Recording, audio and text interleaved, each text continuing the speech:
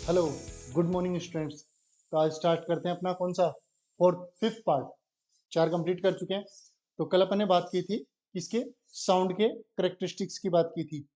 उससे फर्स्ट अपन ने लास्ट उससे पहले लेक्चर में अपने बात की थी करेक्टरिस्टिक ऑफ वेव। और आज क्या पढ़ेंगे? Audible and inaudible sounds. ठीक है। ऑडिबल का मतलब क्या होता है? जिनको मैं सुन पा रहा हूँ। इनऑडिबल साउंड्स कौन से होते हैं? कांट हियर, जिनको नहीं सुन पाते। इनको ऐसा बहुत ज्यादा कॉम्प्लिकेटेड नहीं लेंगे, एक सिंपल सा ऑडिबल साउंड जो मैं सुन पा रहा हूँ, इनऑडिबल साउंड्स जो नहीं सुन पा रहा। तो सर साउंड में कुछ करेक्टरिस्टिक्स होते हैं जिनके बेसिस पे मैं उनको सुन पाता हूँ, जिनकी बेसिस पे मैं नहीं सुन पाता, या कुछ डिफरेंस होगा जिनको मैं ओके ठीक है।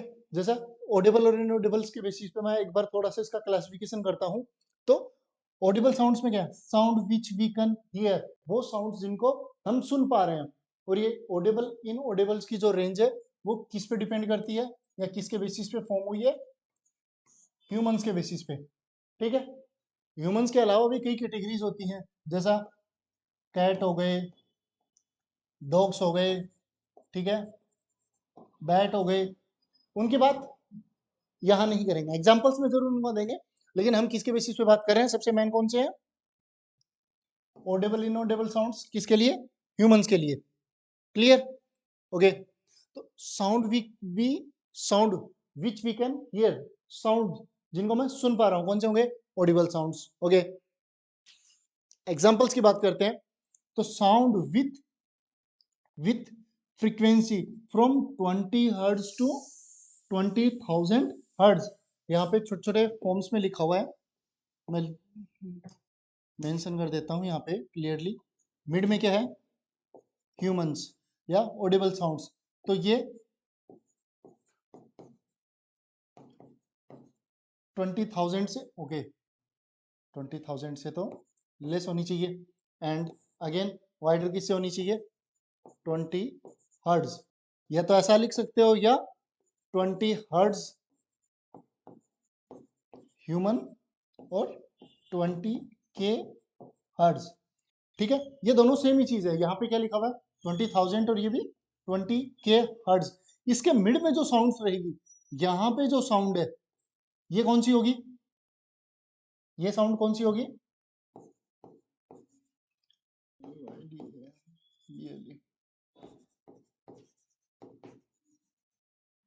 ओके, यहाँ मिस्टेक किया। कुछ स्पेलिंग मिस्टेक्स हो सकती है कभी कभी। क्लियर? तो एक बार देखिए, साउंड्स की अगर मैं बात करता हूं, तो साउंड्स में जो ह्यूमन सुन पा रहे हैं वो कौन सा है? Greater than to 20 hertz, less than 20,000 hertz.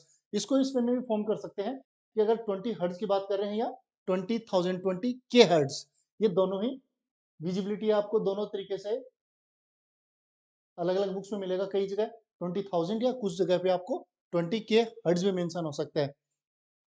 ठीक है। सेकंड कौन सी है? इन ऑडिबल साउंड्स। इन ऑडिबल साउंड्स, इन ऑडिबल साउंड्स में कौन से? जिनको हम नहीं सुन सकते, कांट हियर, जिनको हम नहीं सुन पा रहे। Sound which we can not hear, जिनको हम नहीं सुन सकते हैं, कौन सी होती हैं? Sound with frequency less than 20 hertz, more than 20,000 hertz. ये आपको शायद विजिबल नहीं होगा। ओके, कुछ इसकी क्वालिटी डाउन थी जब फॉर्म किया। तो अगर जैसे मैं ह्यूमंस की बात करता हूं, ह्यूमंस ऑडिबल साउंड्स, ठीक है।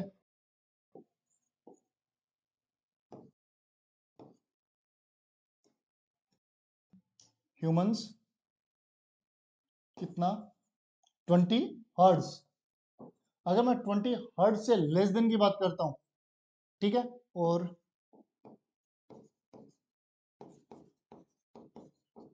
कांट हियर, ठीक है, सेम चीज यहां पे अप्लाई होगी। अगर मैं ग्रेटर देन 20,000 हर्ट्ज, ह्यूमंस उस साउंड को नहीं सुन सकते जो 20 हर्ट्ज से बिलो रहेगी, या ह्यूमंस उस साउंड को नहीं सुन सकते जो 20,000 से ज्यादा होगी। अब ये ऐसा क्यों? तो इसका थोड़ा एक्सप्लेनेशन यहाँ देखते हैं, कुछ पार्ट्स में यहाँ एक्सप्लेन किया हुआ है।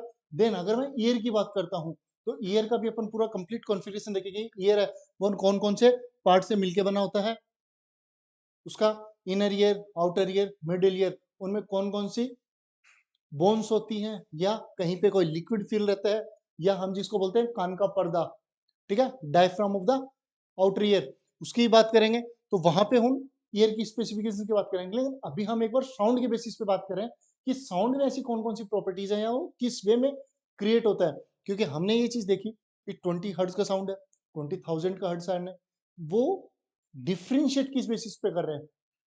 तो हमने करेक्टरिस्टिक्स देखे थे साउंड के, कुछ वैसा ही। तो सबसे पहले देखते हैं एक बार audible sounds.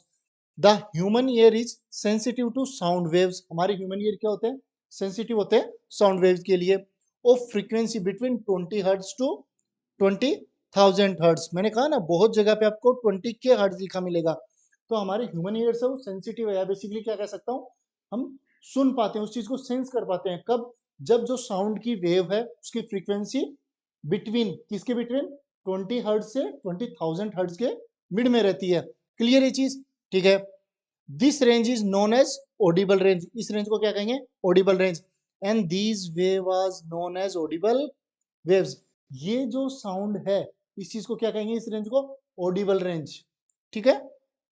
Again, wave produced by vibrating stars, sorry, sitar, guitar, organ pipes, flutes and shehnai. और ये आपको आउटर साइड से भी सुनाई दे रहे होंगे, ड्रम्स है। ये 26 की परेड की तैयारियां चल रही है, तो थोड़ा सा डिस्टर्ब कर सकते हैं, लेकिन कोई इश्यूज नहीं है, अच्छी चीज है परेड की प्रिपरेशन करना भी। तो अभी हम इनकी पाइप्स की, फ्लूट्स, ठीक है, शहनाई, ये जितने भी हमारे म्यूजिकल इंस्ट्रूमेंट्स हैं ये हमें सुनाई देते हैं और इतने अच्छे लगते हैं सॉन्ग्स में, जैसे बैकग्राउंड म्यूजिक दे रहे होते हैं इसमें। तो यहाँ पे ये जो भी साउंड्स क्रिएट करते हैं वो हमें सुनाई देते हैं। तो इसका मतलब ये कौन सी फ्रीक्वेंसी हुई? Audible frequency. और कितने हर्ट्ज से कितने हर्ट्ज के मिड में हुई? तो 20 हर्ट्ज से 20,000 हर्ट्ज के मिड में। ये चीज क्लियर हुई? ओके।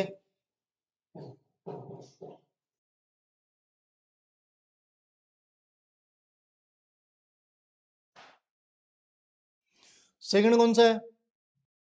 इन ऑडिबल साउंड्स। इन ऑडिबल साउंड्स इतना तो देख चुके हैं कि कौन सी रहती है। बोले सर जिस रेंज में हमें सुनाई देती है जिस रेंज में हमें सुनाई दे रही है उसके अलावा कौन सी हो गई? सब इनऑडिबल। 20 हर्ट्ज से 20,000 हर्ट्ज मिड में रहा, तो बिलो 20 हर्ट्ज और अबाउ 20,000 हर्ट्ज हमें ये चीजें नहीं सुनाई देती, तो वो कौन सी हो गई? Inaudible frequencies. तो इनऑडिबल फ्रीक्वेंसीज को एक बार देखते हैं। Inaudible sounds are the sounds of frequency. ये फ्रीक्वेंसी की वो साउंड्स हैं विच आर नॉट ऑडिबल, जो हमें सुनाई नहीं दे रही। The human ears. हम फिर एक बार डिस्कस कर रहे हैं कि जितने भी मैं बात कर रहा हूँ वो सब की सब किसके लिए? ह्यूमन ईयर्स के लिए। The frequency of inaudible sound is below 20 hertz. किसके? लेस देन होगी 20 hertz and greater than 20,000 hertz. किन रेंज पे रहेगी? Below 20 hertz and greater than 20,000 hertz. इस रेंज की फ्रीक्वेंसी को क्या कहेंगे? Inaudible sound. अब इसी में दो छोटे छोटे पॉइंट्स है, क्योंकि यहाँ पे दो पार्टीशन हुए, एक बिलो 20 हर्ट्ज, एक मोर देन 20,000 हर्ट्ज। तो हमारे यहाँ पे एक वेव फ्रीक्वेंसी है जो कि अबाउ देन 20,000 हर्ट्ज को रिप्रेजेंट करती है। और ये वर्ड आपने सुन भी लिया होगा, कहाँ पे? Ultrasonic wave. अल्ट्रासोनिक वेव की जो फ्रीक्वेंसी है वो कौन सी होती है? The longitudinal wave whose frequency is above upper limits of audible range, that is value of 20,000 hertz. तो अगर 20,000 हर्ट्ज से ऊपर की फ्रीक्वेंसी की बात करूंगा तो उसका नाम क्या रहेगा? अल्ट्रासोनिक। तो अगर कहीं भी क्वेश्चन आता सिंगल इनलाइनर क्वेश्चन की, सर अल्ट्रासोनिक वेव्स है उनकी फ्रीक्वेंसी कितनी होगी, आप सिंपल सा सिंगल आंसर देखिए 20,000 हर्ट्ज। इससे ऊपर की फ्रीक्वेंसी उसको मैं क्या कहूंगा? Ultrasonic waves. ठीक है, ये चीज क्लियर है। अब एक सबसे इंपॉर्टेंट पॉइंट आता है, इसको मैं रेड से मार्क कर रहा हूँ। Ultrasonic wave it is generated by very small source, very small source. अगर मेरे को अबाउट 20,000 हर्ट्ज की फ्रीक्वेंसी जनरेट करनी है तो मेरे को बहुत एक ऐसा छोटा सा सोर्स चाहिए। छोटा सा कितना जो है, मेरे पाम की साइज का। जैसा आप यहाँ पे देख पा रहे हैं, एक छोटा सा सर्किट फॉर्म हुआ। यहाँ पे ये क्या है, आईसी, ये बजर, ये क्या है, वेरिएबल रजिस्टर या रियोस्टेट बोल सकते हो। यहाँ पे एक सिंपल रजिस्टर है और ये मेरा कनेक्टिंग वायर है। तो एक सिंपल सा सर्किट जनरेट किया जिससे मैं पावर सप्लाई दे रहा हूँ। ये मेरी क्या है, बैटरी। तो यहाँ पे जो बजर साउंड क्रिएट करेगा, इतना तीखा सा, कई बार सुना है बजर का साउंड। जैसे आप बाइक वगैरह की बात करते हो, स्कूटी, तो उसमें इंडिकेटर पे बजर लगा के रखते हैं अपन। बजर कनेक्टेड रहता है, जैसे मैं लेफ्ट इंडिकेशन देता हूँ तो वहां पे वो पिंग ऐसा साउंड क्रिएट कर रहा होता है। तो अगर मैं उसकी बात करता हूँ तो यहाँ एक सिंपल सा छोटा सा सर्किट है। अब ये चीज हल्का सा माइंड पे क्लिक करती है कि सर अगर 20,000 हर्ट्ज की फ्रीक्वेंसी जनरेट करनी है तो हमें कौन सा सर्किट चाहिए। वो सर इतना सा एकदम बहुत स्मॉल सर्किट चाहिए, बहुत ऐसा कंपोजिट रहेगा। ठीक है। अब इसी बेसिस पे अगर इसको रिलेट करेंगे, किससे रिलेट करेंगे, ये अल्ट्रासोनिक वेव्स हैं, इनको बिलो 20 हर्ट्ज की जो वेव्स हैं उनसे रिलेट करेंगे। ठीक है, तो एक बार इस चीज को माइंड में रखो। Then some dogs trains use special kinds of whistles due to their high frequency। अब यहाँ पे डॉग्स के लिए स्पेशल व्हिसल का मतलब क्या हुआ, स्पेशल मतलब केवल डॉग्स के लिए। ऐसा क्यों, these whistles can be heard only by dogs। वो whistles केवल किसको सुनाई देते हैं, डॉग्स को। but there cannot be heard by human beings. अब यहाँ पे ऐसी विसल्स कब काम आती हैं, जैसे सपोज आप किसी भी अपने मकान के फर्स्ट फ्लोर पे हैं और आपने देखा कि मेन गेट से कुछ आवाजें आ रही हैं, कोई लॉक ब्रेक करने की कोशिश कर रहा है या उसको बैरिगेट्स को या जितने भी आप गेट है उसके ऊपर से कोई कूद के घर के अंदर आ रहा है। क्लियर। तो अभी आपका डॉग है वो पीछे की साइड में है, सो रहा है। अगर आप स्पीडली एक विसल को ब्लो आउट करते हो, वहां पे वो विसल आवाज क्रिएट करेगी, वो नहीं सुन पाएंगे, आप नहीं सुन पाओगे, लेकिन आपके डॉग को सुनाई देगी। तो इसलिए डॉग्स की ट्रेनिंग की या अच्छा इमरजेंसी की स्पेशल विसल्स होती हैं जो कितनी फ्रीक्वेंसी क्रिएट करते हैं, अबाउ 20,000 हर्ट्ज, अबाउ 20,000 हर्ट्ज। इस रेंज की फ्रीक्वेंसी, इससे भी ग्रेटर देन फ्रीक्वेंसी क्रिएट करते हैं। क्लियर। तो हमारे पास एक अल्ट्रासोनिक वेव्स किसका पार्ट हुआ, इनऑडिबल साउंड का, ये क्लियर हुआ। इस चीज को ध्यान में रखिए, it is greater by very small source. बहुत छोटे सोर्स से अल्ट्रासोनिक वेव्स हैं या 20,000 से अबाउ रेंज की जो वेव्स है वो क्रिएट होती हैं। ठीक है। एक बार इंफ्रासोनिक भी देखते हैं। अल्ट्रासोनिक देखिए आपने, अगेन अपन इंफ्रासोनिक की बात करते हैं। तो अगर अल्ट्रासोनिक जो है वो अबाउट 20,000 हर्ट्ज की फ्रीक्वेंसी क्रिएट करता है, तो इंफ्रासोनिक वेव्स कौन सी हुई, तो सर एक ही तो रेंज रिमेनिंग रही, कौन सी, 20,000 सॉरी 20 हर्ट्ज, बिलो 20 हर्ट्ज। तो अगर मैं 20 हर्ट्ज के नीचे की फ्रीक्वेंसीज की बात करता हूं तो उनको क्या कहेंगे, infrasonic waves, a longitudinal elastic waves whose frequency is below to the audible range। जो audible range से भी नीचे की फ्रीक्वेंसी है, that is 20 hertz is called infrasonic waves। तो infrasonic waves कौन सी होंगी, a longitudinal elastic waves whose frequency is below than the audible range, it is called infrasonic wave। Clear ये चीज। अब यहाँ पे भी वैसा ही एक इंपॉर्टेंट पॉइंट है जैसा कि अपना अल्ट्रासोनिक वेव्स में था। बोले सर कौन सा important, it is generated by a large source. अगर मेरे को इंफ्रासोनिक वेव्स, अगर मेरे को इंफ्रासोनिक वेव्स क्रिएट करनी है तो मेरे को एक लार्ज सोर्स चाहिए। कैसा, कुछ ऐसा, ये इंफ्रासोनिक है। मैं रिलेट फोटोज आपको ऐसा ये एग्जाम में फॉर्म नहीं करके आनी, बनानी नहीं है, लेकिन चीजों को समझ लेंगे हमारे पास आसान रहे, इसलिए मैं कुछ फोटोज साथ में लेके आता हूँ। तो जैसे इंफ्रासोनिक की बात करते हैं तो हमने यहाँ पे बोला कि इसको फॉर्म करने के लिए, जनरेट करने के लिए हमें एक जनरेटर चाहिए। ठीक है, और उसकी साइज ऑलमोस्ट इतनी होगी। ऐसा क्यों, कि हमारे पास 20,000 हर्ट्ज की अगर फ्रीक्वेंसी जनरेट करनी हो तो एक छोटा सा सर्किट सफिशियंट रहता है। और अगर मैं बिलो 20 हर्ट्ज की फ्रीक्वेंसी क्रिएट करनी हो तो हमारे पास एक वाइडर सोर्स। रीजन, आपको एक चीज का आइडिया होगा कि अगर मैं फ्रीक्वेंसी जितनी शॉर्ट करूंगा टाइम पीरियड उतना ही लॉन्ग रहता है। कैसे? जैसे अगर मैं बोलता हूं फ्रीक्वेंसी की वैल्यू कितना है 20 हर्ट्ज, फ्रीक्वेंसी की वैल्यू कितना है 20 हर्ट्ज, इसका मतलब क्या हुआ? वो 20 हर्ट्ज फ्रीक्वेंसी जनरेट कर रहा है इन एवरी सेकेंड। क्लियर है? एक सेकेंड में वो कितनी जनरेट कर रहा है 20 हर्ट्ज। तो अब यहां पे देखिए एक बार, अगर मैं 20 हर्ट्ज की वेव फॉर्म करता हूं कुछ ऐसा दिखाई देगी।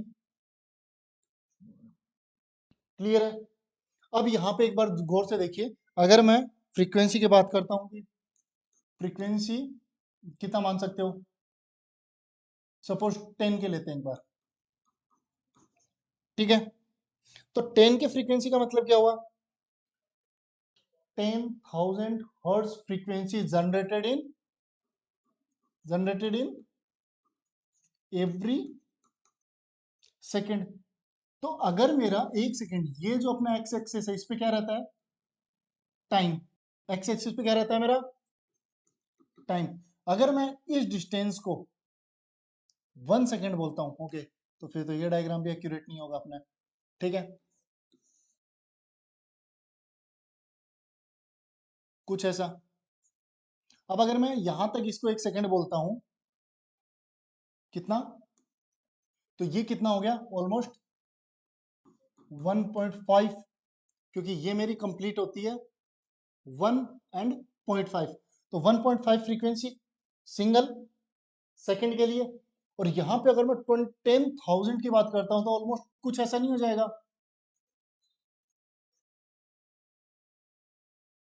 तो यहाँ पे अगर मैं 1 सेकंड लेता हूँ, मेरे को आइडिया है मैं यहाँ पे 10,000 ओसिलेशन क्रिएट नहीं कर सकता, लेकिन समझने के लिए एक बार सफिशियंट हो गए कि यहाँ पे बेसिकली मेरे पास कितना फॉर्म हुआ, यहाँ पे कितना फॉर्म हो सकता है? ऑलमोस्ट 10,000। और यहाँ पे फ्रीक्वेंसी 1.5 जो कि एक्यूरेट रिप्रेजेंट हो रही है।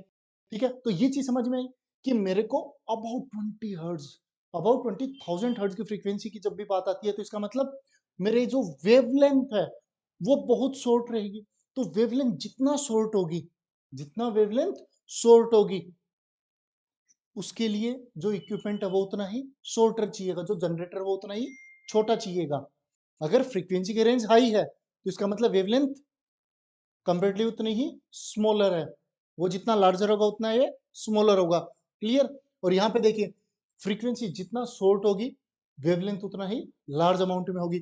तो जितनी ज्यादा वेवलेंथ क्रिएट करनी है, ऑब्वियसली मेरा जो आउटपुट है वो जनरेटर इतना केपेबल तो हो कि वो एक सिंगल वेव क्रिएट कर सके, एक सिंगल वेवलेंथ की वेव क्रिएट कर सके। इसीलिए जो मेरा इंफ्रासोनिक है उसके लिए मेरे को एक लार्जर सोर्स की रिक्वायरमेंट है, और अल्ट्रासोनिक के लिए स्मॉलर सोर्स की रिक्वायरमेंट है। अल्ट्रासोनिक के लिए एक रिलेटेड एक एग्जांपल और देखें।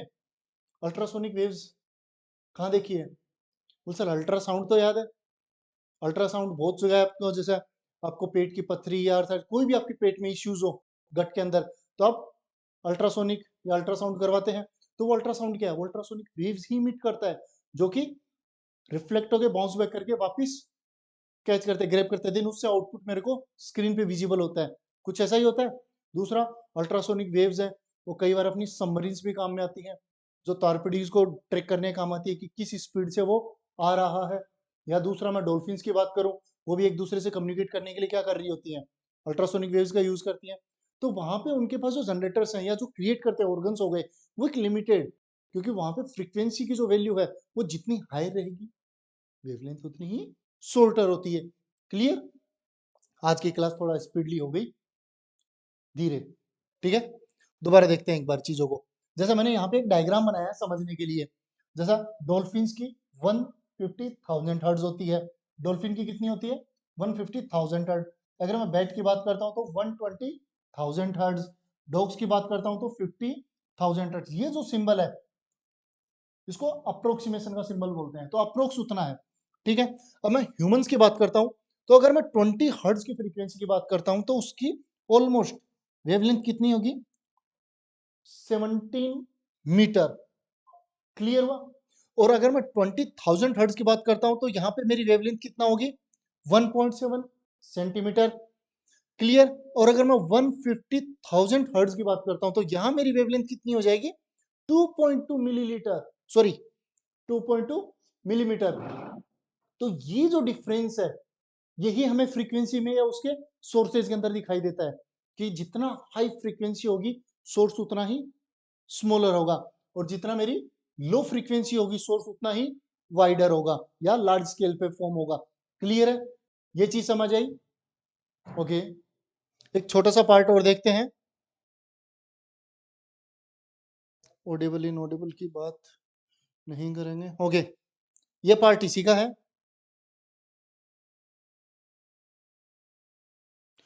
अल्ट्रासाउंड, जैसे ना भी मैंने अल्ट्रासोनिक वेव्स की बात की जिनकी फ्रीक्वेंसी की जो रेंज है वो 20,000 से अबव रहती है। तो आपने देखा होगा डॉक्टर्स के हाथ में क्या रहता है जो अल्ट्रासाउंड कर रहे होते हैं, सोनोग्राफी बोलते हैं जिसको। अल्ट्रासाउंड किसका सिंप्लीफाई वर्ड है, सोनोग्राफी का। तो जैसे सोनोग्राफी बोलते हैं, सोनोग्राफी में मोस्टली होता है क्या, अबाउट 20,000 हर्ट्ज की जो फ्रीक्वेंसी जनरेट करेंगे किसी भी एक प्रोब से, तो उनके हाथ में ऐसा प्रोब रहता है और जो आपके सोल्यूशन ऐसा प्लेट के ऊपर डाला जाता है वो क्या फ्रीक्वेंसी, उसको फ्रिक्शन को रिड्यूस करने के लिए काम आता है। क्लियर है। तो एक बार देखते हैं ये कि जो अल्ट्रासाउंड होती है sound of very high frequency, ये क्या हाई फ्रीक्वेंसी की साउंड वेव या फ्रीक्वेंसी क्रिएट करता है, it is called ultrasound. Ultrasonic waves are produced by applying an electrical current to a piezoelectric crystal array। यहां पे तीन डिफरेंट वर्ड्स हैं, piezoelectric crystals array. Word by word समझेंगे इनको कि सर ये क्या है। ये आपके ऐसा बुक्स में नहीं है, लेकिन अगर अल्ट्रासोनिक वेव्स को याद रखना है तो अपन इसको देखेंगे। क्लियर है। सबसे इजीली इन नोट्स में आपको क्या हेल्प मिलेगी कि मैं इन नोट्स को 26 जनवरी की जो परेड है उसकी वापस प्रिपरेशन स्टार्ट हो गई है, थोड़ा डिस्टर्बेंस रहेगा अपने पास 2-4 दिन के लिए। ठीक है। तो जैसे अल्ट्रा साउंड वेव्स किया, अल्ट्रासोनिक वेव्स की बात करते हैं तो इसके कुछ एग्जांपल्स, जिसमें सबसे पहले अल्ट्रासाउंड वेव की बात कर रहे हैं। यहाँ पे ultrasonic waves are produced by applying an electrical current. मेरे को इलेक्ट्रिकल करंट अप्लाई करना है, लेकिन किन के ऊपर, क्रिस्टल्स के ऊपर। कौन से क्रिस्टल्स, पीजो इलेक्ट्रिक क्रिस्टल्स। ये कौन से होते हैं, जैसा ये प्रोब रहती है, ये प्रोब है सोनोग्राफी करने के लिए काम आती है। इसके यहाँ पे एक पिंक कलर के आप देख पा रहे हैं, ये क्या है, पीजो इलेक्ट्रिक क्रिस्टल्स। ये पीजो इलेक्ट्रिक क्रिस्टल्स के क्रिस्टल्स मोस्टली बहुत छोटे छोटे रहते हैं और इनको इस वे में अरेंज किया गया है, इनके अरेंजमेंट को क्या कहेंगे, एरे। ये क्या है इसका अरेंजमेंट। तो किसी भी तरीके से उन पीजो इलेक्ट्रिक क्रिस्टल्स को एक एक्यूरेट फॉर्म में अरेंज किया इस वे में।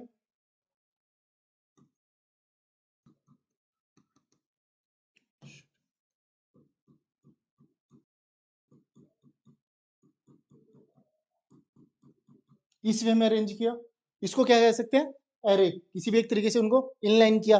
अब पीजो इलेक्ट्रिक का मतलब क्या हुआ, पीजो इलेक्ट्रिक वर्ड आपको वहां भी आएगा जब आप ईसीजी वगैरह करवा रहे थे। जब ईसीजी करवाते तो हार्ट के ऊपर अपने आप देख पा रहे होते हैं कि वहां पे कुछ पीजोमीटर्स लगाए जाते हैं।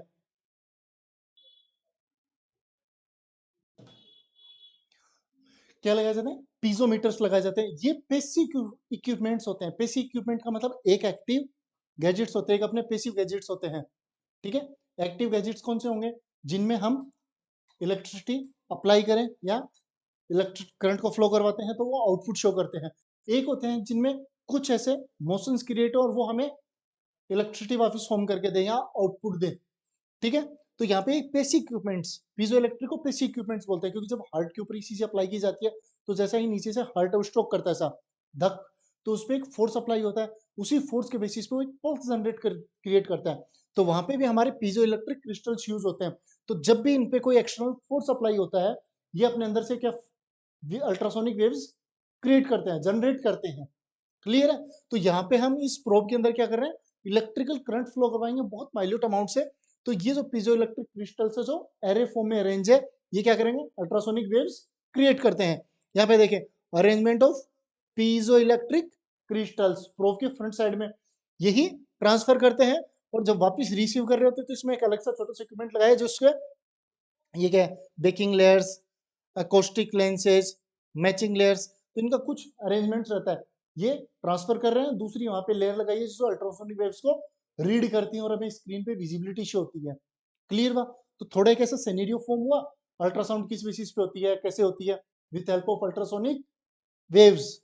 ठीक है, तो इसके नीचे 2-3 पॉइंट्स हैं, जब अल्ट्रासाउंड या अल्ट्रासोनिक वेव्स के एग्जांपल दिए जाएं तो इनको मेंशन करना है। What is use of ultrasound? Ultrasound का यूज क्या होगा? It is used for medical diagnostics, medical laboratories में सोनोग्राफी वगैरह करने में और बाकी कई चीजों को डायग्नोस करने में काम आता है। It is use to check depth of oceans, मैंने कहा था कि जैसे सबमरीन्स रहती हैं वो अल्ट्रासोनिक वेव्स क्रिएट करती हैं, उनसे रिफ्लेक्ट होकर जिस वे में हमारे पास आ रही है तो एक कैलकुलेट किया जाता है कि किन किन चीजों से कितनी स्ट्रांगली वेव्स रिफ्लेक्ट हो रही हैं, कितना माइल्यूट इंटेंसिटी से वापस आ रही है, कितना कितना अब्जॉर्व किया, तो वो ओशियंस के डेप्थ के लिए आती है। Again it is use to treatment of muscle pain and arthritis, वहां पे भी उन फ्रीक्वेंसी से क्या है, माइल्यूट मसल्स को वाइब्रेट किया जाता है जिससे उनको रिलैक्सेशन लगता है या रिलैक्स फील होता है। क्लियर हुआ आज का थोड़ा पॉइंट? तो अगर आज क्या क्या देखा आपने, साउंड के 2 टाइप्स के, कौन कौन से? ऑडिबल, इनऑडिबल्स। ऑडिबल साउंड्स की रेंज कितनी थी अपने पास? 20,000 से, सॉरी 20 हर्ट्ज से 20,000 हर्ट्ज के मिड में। देन इनऑडिबल्स की रेंज क्या थी? बिलो 20 हर्ट्ज, जिसको क्या कहा था अपन ने? इंफ्रासोनिक। एंड अबव 20,000 हर्ट्ज, उसको क्या कहा था? Ultrasonic waves. और अल्ट्रासोनिक वेव्स का सबसे बेस्ट एग्जांपल अल्ट्रा साउंड। तो ये चीजें क्लियर हुई।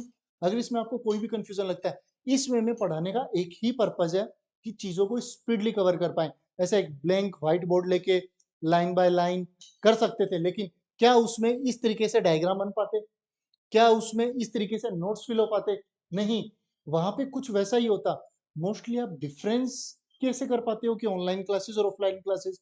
आज भी ऑफलाइन क्लासेस को बेस्ट माना जाता है। रीजन उसका, क्योंकि ऑनलाइन क्लासेस में हमें प्रॉपर नोट्स फॉर्म नहीं होते। जैसा 10th का जो फर्स्ट चैप्टर है इलेक्ट्रिसिटी, ऑफलाइन क्लासेस में उसको ऑलमोस्ट 2 महीने तक, 60 डेज तक पढ़ाया जाता है, जबकि ऑनलाइन ऑनलाइन उसको 7 to 8 डेज में, या और उसको एक्सटेंड किया रहे तो 10 to 14 डेज में खत्म कर रहे हैं। तो क्या वहां पे वो नोट्स फॉर्म हो पाते हैं जो हमने ऑफलाइन में किए? नहीं। इजीली बस एक एक्सप्लेनेशन, एक रन आउट थ्रू उस सिलेबस से बस निकल पा रहे हैं, जबकि इस बेसिस पे हम कंप्लीट अपने नोट्स फॉर्म करेंगे। ठीक है, तो ये सब के सब जितनी भी आज स्लाइड्स आपने पढ़ी हैं, इन सबको मैं पीडीएफ में नीचे डिस्क्रिप्शन के अंदर मेंशन कर दूंगा, आप वहां से इजीली एक सिंगल क्लिक पे आपको नोट्स अवेलेबल हो जाएंगे। ओके स्टूडेंट्स, थैंक यू आज के लिए।